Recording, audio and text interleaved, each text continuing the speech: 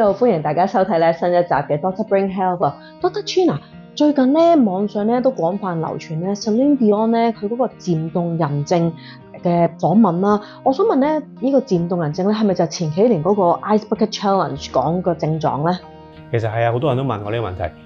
首先我哋要分清究竟係漸凍人啦，定係僵硬症啦，兩樣嘢好唔同嘅喎。唔同嘅原來。唔同㗎。Celine Dion 嗰咧叫做 Stiff Person Syndrome， 即係 stiff 意思，顧名思義就係好硬啦。咁啊 person 人啦，咁啊病啦。咁佢嗰個唔同之處咧就係佢會不斷抽筋嘅。咁啊有時抽下個腳啦，抽下個身啦，咁啊跳嚟跳去嘅。咁啊好痛啊，抽得好犀利嘅。咁頭先你講嗰個漸凍人咧，其實英文叫做 ALS， 即係前排咪有話嗰啲冰 bucket ice bucket challenge 就淋自己嗰個就 ALS 啦，嗰個就好慘嘅。嗰個咧壽命我行醫20幾年啦，我都係見過2個，嗰個壽命大概6年就已經過身㗎啦。咁但係反而咧 Celine Dion 嗰個 stiff person syndrome 咧就可以長命啲，但係就好辛苦啦。咁啊肌肉啊不斷抽搐啊，好硬嘅人啊，轉身痛啊，甚至乎咧好有時咧有啲壓力啊，譬如聲音啊，唔開心啊，亦都引致嘅肌肉會抽搐嘅。咁點樣先要知道我係咪真係嗰個病咧？有陣時可能我寫字寫得耐，我都會抽筋㗎喎。咁或者腳有陣時，尤其是大肚嗰陣都抽筋。咁點樣分辨到係唔係真係漸凍人或者僵硬人症咧？係啦，嗱，呢排咧，因為有 Celine Dion咁出名，佢將成個過程拍晒落咧，哇！好多病人都好驚自己係咪真係僵硬人症啊？咁其實咧好罕有嘅，罕有到咩地步咧？100萬分之一嘅機會咧，你係有呢個 Celine Dion 呢個問題嘅 SPS。咁啊，所以係好少。嗱，咩意思咧？即係行街俾人俾雷劈，就係100萬分之一嘅機會啦，所以好少嘅。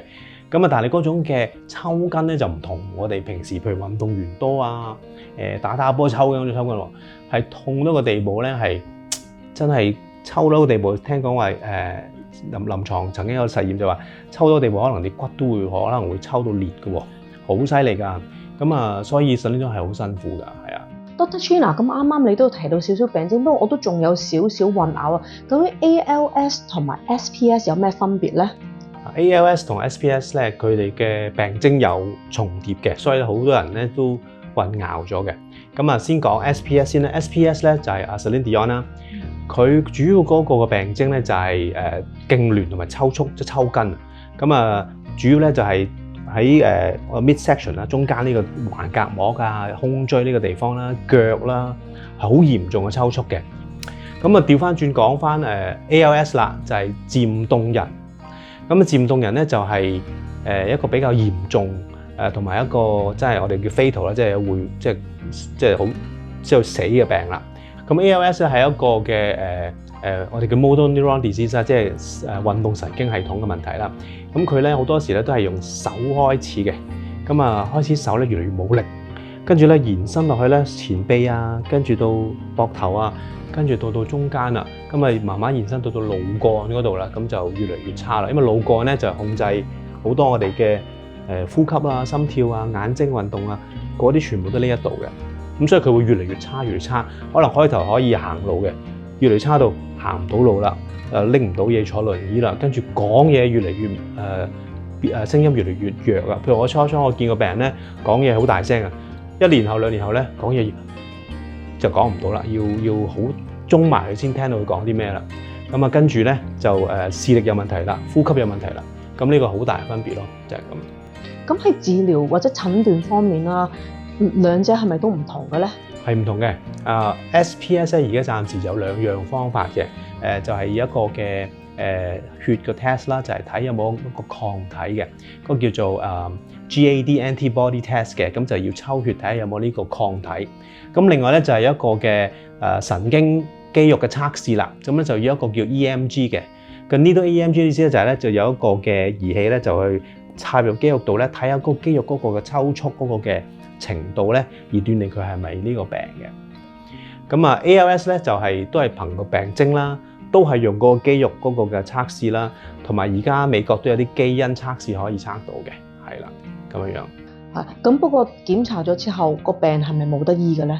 係啊，暫時嚟講咧係一個仲係一個即係醫學仲係揾緊呢個方法啦。咁但係我哋一般嘅醫方法咧都係用個舒緩性嘅，譬如話佢嘅抽筋啦，我哋點樣幫佢去到放鬆肌肉啦，同埋去到幫佢行動好啲啦。因為咧肌肉抽到嘅地步咧，阻礙佢行路啊、日常生活啦。但係 ALS 咧就點樣做都好啦，佢都係會遲早都過身，係啦。咁都講多少少啦，阿 Celine Dion，如果你又留意下佢嗰個嘅唱歌，佢有錄晒成個過程嘅，咁佢唱歌連發聲都有問題嘅。點解咧？因為咧抽搐嗰部分咧，主要開波咧都係腿啦，跟住到呢個橫膈膜喺一個我哋叫做胸椎同埋腰椎之間個地方係最多呢一個地方，所以抽搐好緊要咧，佢發個提氣啊、唱歌類有問題啦。咁所以呢個係一個其中一個即係 SPS 常見嘅。咁呢有時好少抽筋，你覺得抽呢度噶嘛？係啊，咁多數佢哋好抽多呢個地方嘅。咁啊，同埋就係嗰個呼吸影響到，因為佢揦住橫膈膜呼吸好難呼吸，係啦。咁啊就係啦。咁所以咧如果平時你哋運動抽筋咧，你拉筋啊好翻㗎啦嘛。咁但係 SPS 就可能要好長時間先放鬆啦。咁所以藥物管理咧都係用一啲嘅放鬆肌肉啊個藥啦 ，muscle relaxant 甚至乎成一啲鎮靜嘅，幫佢放鬆身體嘅藥嗰啲啦，係啦。咁講多少少啦，究竟 SPS 係咩嚟嘅咧？咁其實咧係一個嘅我哋叫做免疫系統出錯嘅一個病嚟嘅，英文叫做 autoimmune disease 啦，即係話自己免疫系統打自己啦。咁打咩咧？就打我哋嗰個嘅一個嘅腦神經系統叫做 GABA 呢個嘅系統嘅。咁呢個係一個嘅荷爾蒙啦，係一個腦裏邊荷爾蒙。咁佢負責咩咧？負責我哋抑壓我哋嘅肌肉嘅運作嘅，即係可以放鬆肌肉嘅。咁如果我哋嘅免疫系統打呢個系統嘅時候咧，咁我哋嘅肌肉咧就唔能夠俾抑壓咯。咁唔抑壓咁點啊？咪抽搐咯。咁所以會無啦啦會揦埋一嚿啊，周圍跳嚟跳去就係咁啦。所以咧，你睇到啊 Celine Dion 喺度片裏邊咧，佢哋好辛苦啊！突然間呢度抽呢度抽，咁所以佢哋而家食嘅藥咧都有啲係防止嗰個免疫系統打呢個嘅，即係減低免疫系統嗰個功能咧，有時會幫到佢哋嘅。即係好似譬如類風濕關節炎都係類似咁啦，係啦咁樣咯，係啦。明白。咁下次我知啦。如果朋友同我講咧 Celine Dion 係冰凍人咧，咁我就會糾正翻佢，其實係呢個僵硬人，就SPS。咁大家記住個 point 啦，咁就可以喺朋友面前又認下叻。我都睇唔到佢 Brain Health，我都識多少少嘢啊。咁啊係啦，咁啊歡迎大家有其他問題咧，就可以留言問我哋啦。咁如果唔係，我哋就下集再見啦，好唔好啊？記住按鈴同埋subscribe啦，拜拜。拜拜。